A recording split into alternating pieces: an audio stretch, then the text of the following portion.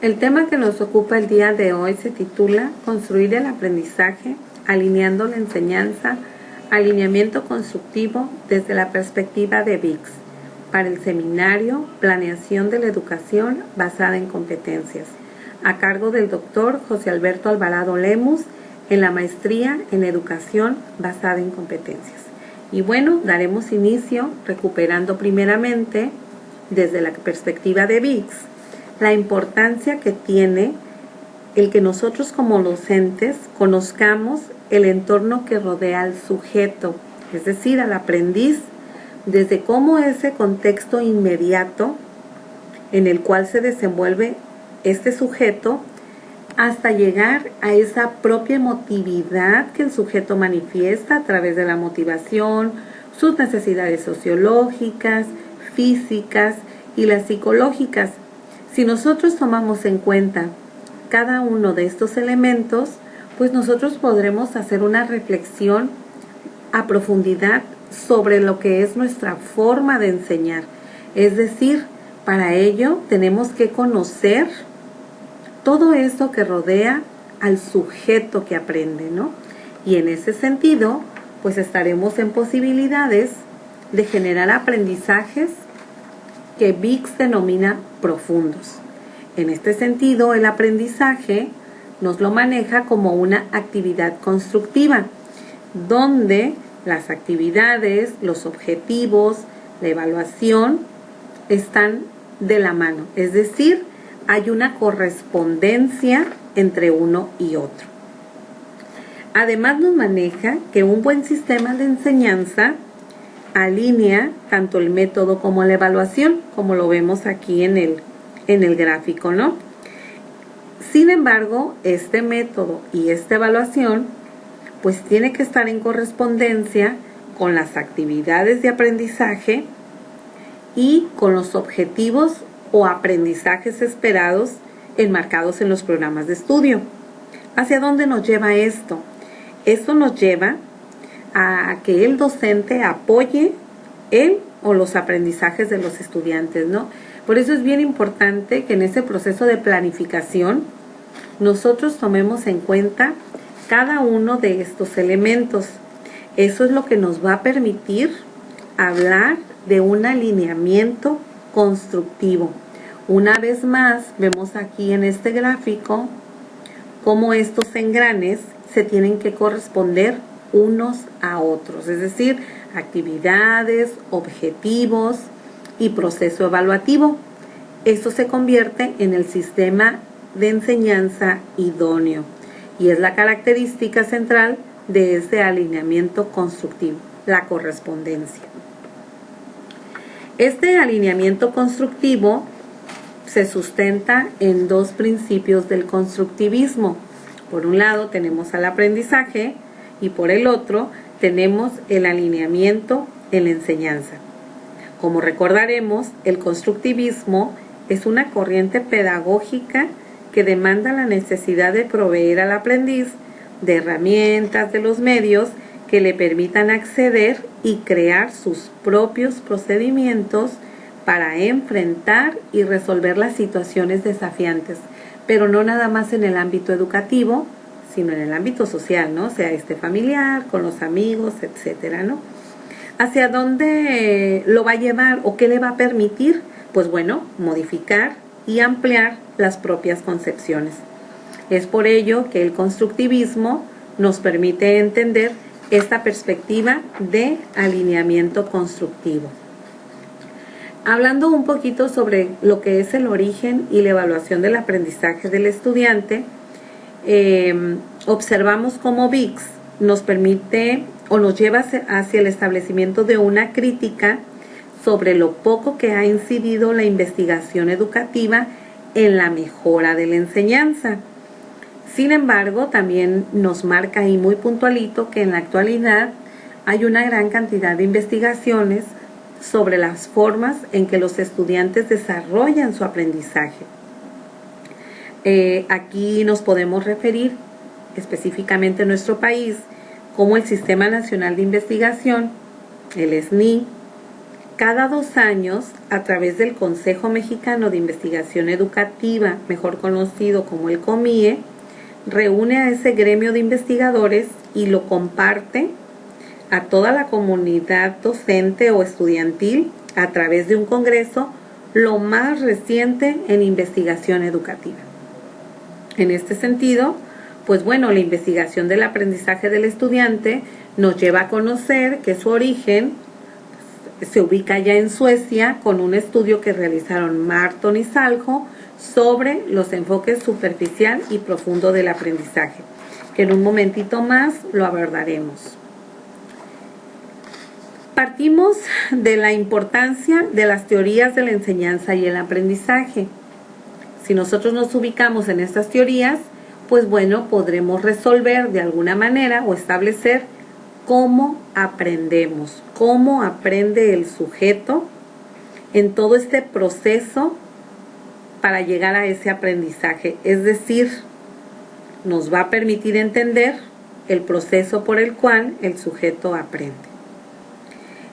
Al respecto, la fenomenografía, según Krosmar, la palabra está formada por 2 raíces griegas, el verbo phanistai, que significa hacerse manifiesto, y que da lugar al término fenómeno, lo aparente, y grafía, cuyo significado es describir en palabras o imágenes lo que se designa.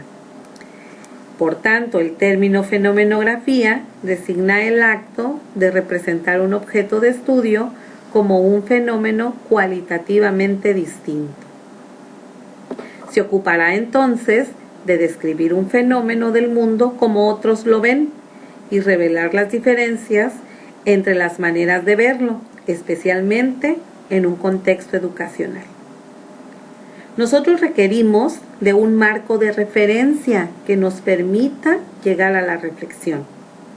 Una teoría del aprendizaje con una base amplia y bien fundamentada empíricamente y que se traduzca con facilidad a la práctica. Para Bix, esto significa el constructivismo, aunque tengan mucho en común las posturas constructivistas y las fenomenológicas, pero pues no nos interesa entrar en lo que es un debate, si la fenomenografía o el constructivismo es mejor. Lo que importa es la forma en cómo se construye el aprendizaje, es decir, los medios de los que se vale el sujeto que aprende. Aquí en la pantalla estamos viendo a Piaget por el lado derecho, a Vygotsky por el lado izquierdo como exponentes del constructivismo, ¿no?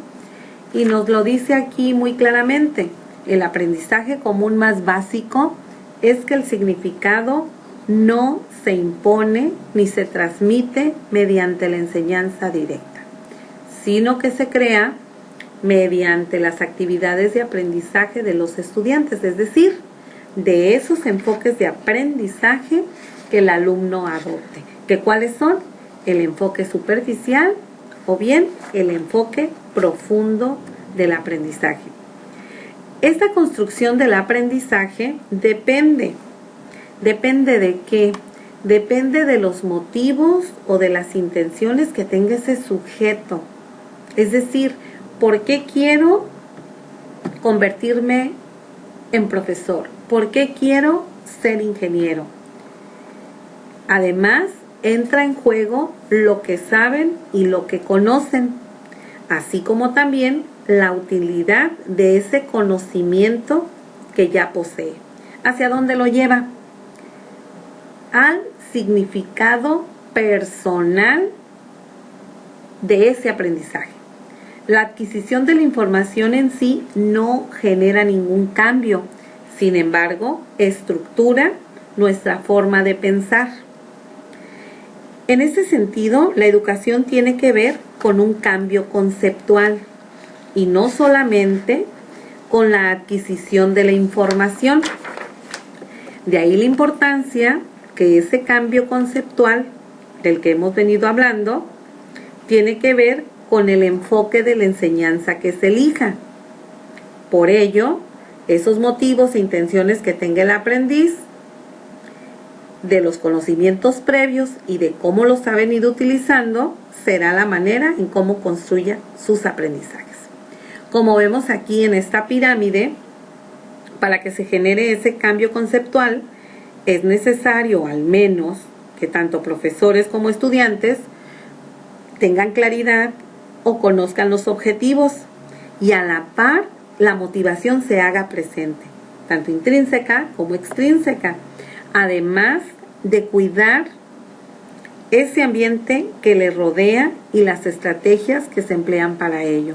Y bueno, aquí vemos, ¿no? En el recuadro superior, dice: los estudiantes y los profesores tienen claro lo que es apropiado y cuáles son los objetivos.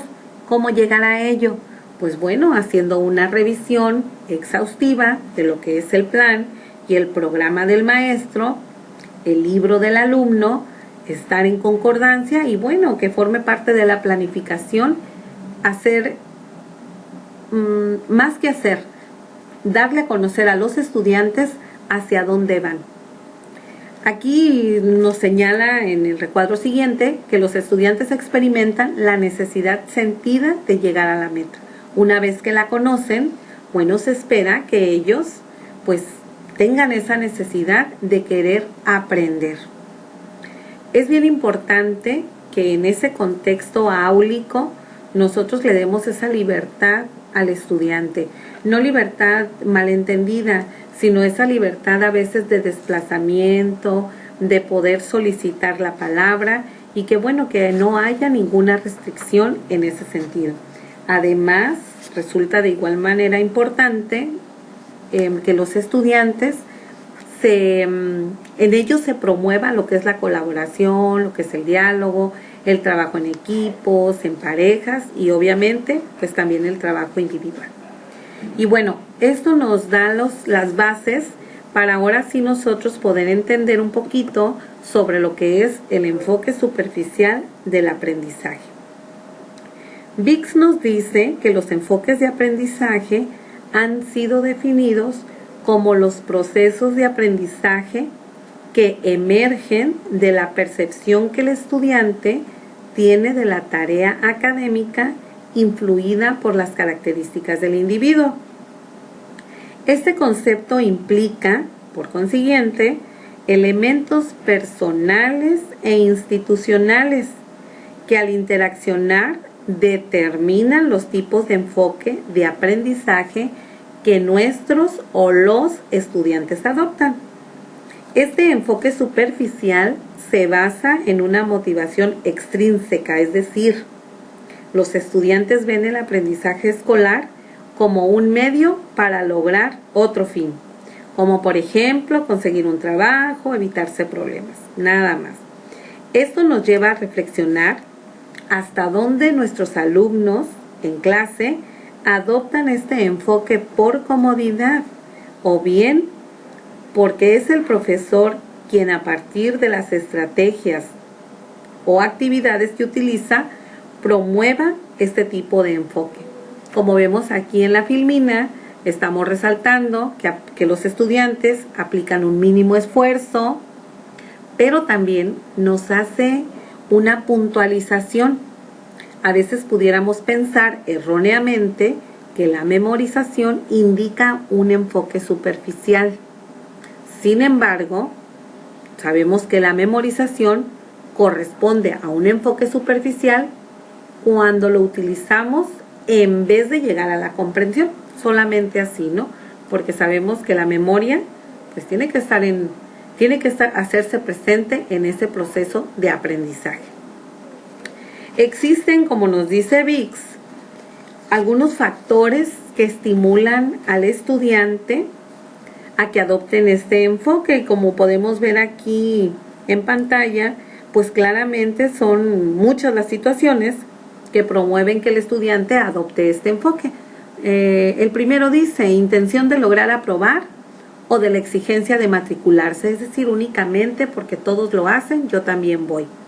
O en contraparte, cuando nos dice de prioridades extraacadémicas, es decir, que le damos mayor peso a esas actividades de danza, a las recreativas, por mencionar algunas, ¿no? Nada más.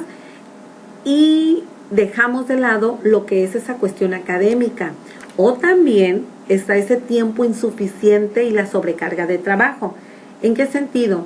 En que, bueno, a veces como docente queremos terminar con ese programa de estudio y les damos una actividad, otra actividad, otra actividad, y no dejamos que el estudiante trabaje a su propio ritmo, sino que estamos, ¿no?, actividad tras actividad. Entonces llega un momento en que el estudiante se sobrecarga de trabajo y simplemente responde nada más para pasar.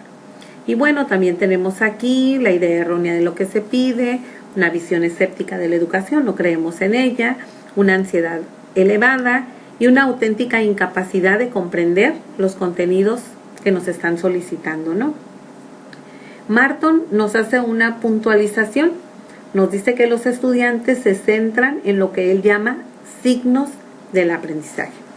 Esto es por parte del estudiante. Ahora bien, ¿qué lleva al profesor a asumir este enfoque?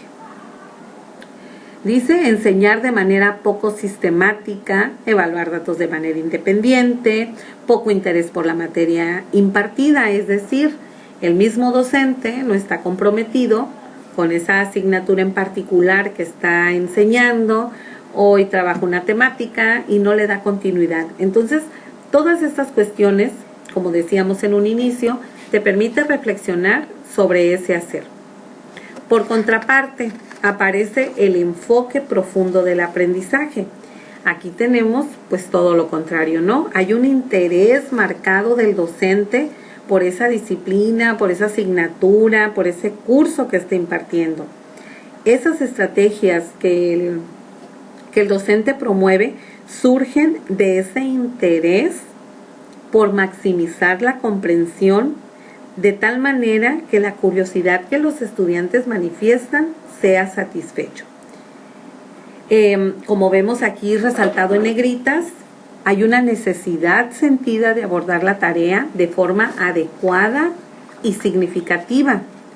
Los estudiantes sienten esa necesidad de saber y tienen sentimientos positivos. Al igual que en el enfoque anterior, hay factores específicos que estimulan que el estudiante adopte este enfoque. A partir de todos esos elementos que pone en juego el docente, pues bueno, el estudiante quiere terminar esa tarea lo mejor posible. Además de que a partir de esas estrategias que el docente emplea, el alumno es capaz de recuperar y de retomar ese bagaje o conocimientos previos que ya trae consigo. Además que esa preferencia auténtica y correspondente capacidad de trabajar conceptualmente, ¿no? No se deja de lado esta cuestión tan importante. ¿Qué hace el profesor en este enfoque? Pues bueno, ya lo decíamos, es profesor en este enfoque, enseña de manera que se presente explícitamente, la estructura del tema o de la materia, es decir, hay una organización, hay una sistematización, promueve que los estudiantes trabajen de manera colaborativa, participativa, da la amplitud en tiempos, no sé, ¿no? Todo ese escenario él pone en juego, ya lo vemos en el gráfico, la integración, los contenidos de una manera, pues ahora sí que sistemática, promueve los valores, utiliza los recursos o los medios que estén a su alcance, promueve la comunicación y la coevaluación está presente. Es decir, hay una correspondencia, como decíamos anteriormente, entre los contenidos, los objetivos y el proceso evaluativo, ¿no? En conclusión, ¿qué podemos decir sobre los enfoques de aprendizaje tanto profundo como superficial? Pues bueno, que ambos enfoques describen las dos formas que tienen los estudiantes de relacionarse con un ambiente de enseñanza y de aprendizaje. Sin embargo, no constituyen una característica física, es decir, no porque hoy o esta semana el estudiante tuvo un enfoque profundo, quiere decir que todo el tiempo le caracterizará, no. va a depender mucho, como ya lo veníamos analizando o viendo en las filminas, de esas estrategias también que el docente promueva, ¿no? Y que, bueno, de alguna manera le permitirán ir y venir entre una y otra. También VIX nos comparte el modelo 3P del aprendizaje y la enseñanza. Nos dice que hay 3 puntos temporales en los que se sitúan los factores relacionados con el aprendizaje. Primeramente, en el recuadro del lado izquierdo, tenemos los factores de pronóstico, que son los que se generan antes de que se produzca el aprendizaje. Estos factores de pronóstico son de 2 tipos, dependientes del estudiante y del contexto de la enseñanza. ¿Dónde van a interactuar? En el proceso, es decir, durante el aprendizaje, para determinar esas actividades inmediatas del estudiante relacionadas con el aprendizaje. Aquí en este proceso, un estudiante con un conocimiento previo pobre, pudiéramos decir, será difícil que emplee un enfoque profundo, aunque la enseñanza sea de un experto. Entonces es bien importante esta cuestión de los conocimientos previos para que el alumno pueda construir un nuevo saber. ¿Qué sucede cuando el alumno no cuenta con estos elementos o estos conocimientos previos? Bueno, pues ya será tarea del docente redefinir, reestructurar toda esa planificación que llevaba, porque lo que nos importa es que ese producto o resultado del aprendizaje pues sea eficaz, ¿no? Y en este modelo 3P pues es lo que se busca.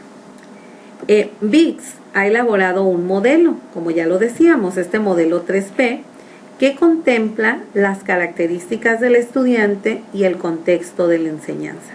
Como nosotros vemos aquí en el gráfico del lado izquierdo, tenemos arriba la palabra presagio, que ahí vamos a contemplar las características del estudiante, los enfoques de aprendizaje que están contemplados en el proceso. Si vemos, hay un recuadro que dice actividades enfocadas al aprendizaje, y los resultados del aprendizaje que vienen siendo el producto. Todo ello forman un sistema en estado de equilibrio. Una parte esencial en este modelo es la referida al proceso, donde tanto los motivos como las estrategias juegan un papel fundamental en la calidad del aprendizaje. El resultado o producto. Este resultado o producto va a estar determinado por muchos factores que interactúan entre sí. Como vemos aquí las flechas, vemos que todas están conectadas, es decir, todo con todo. Factores del alumno, vemos cómo baja el resultado del aprendizaje y en contraparte se corresponden, ¿no? Y cada uno de estos elementos, es decir, presagio, proceso y producto, tenemos esa correspondencia. Esta conexión que existe es porque todos estos componentes van a constituir un sistema. Como observamos, no hay ningún elemento que quede aislado. Y bueno, aquí estamos recuperando entonces lo que es un sistema, porque un sistema está constituido por un conjunto de componentes que interactúan para producir un resultado de aprendizaje común. Y esta es una base esencial para comprender cómo los estudiantes construyen el aprendizaje. Aquí, como observamos, nos dice que este modelo presenta 3 elementos que pueden influir en el resultado del aprendizaje. Efecto directo de los factores dependientes del estudiante, efecto directo de los factores dependientes y ese efecto interactivo. Y bueno, es así como concluimos con la temática del día de hoy, titulada Construir el aprendizaje alineando la enseñanza, alineamiento constructivo. Esperemos que la temática haya sido de su interés, pero sobre todo nos lleve a reflexionar sobre lo que es nuestro hacer docente. Gracias.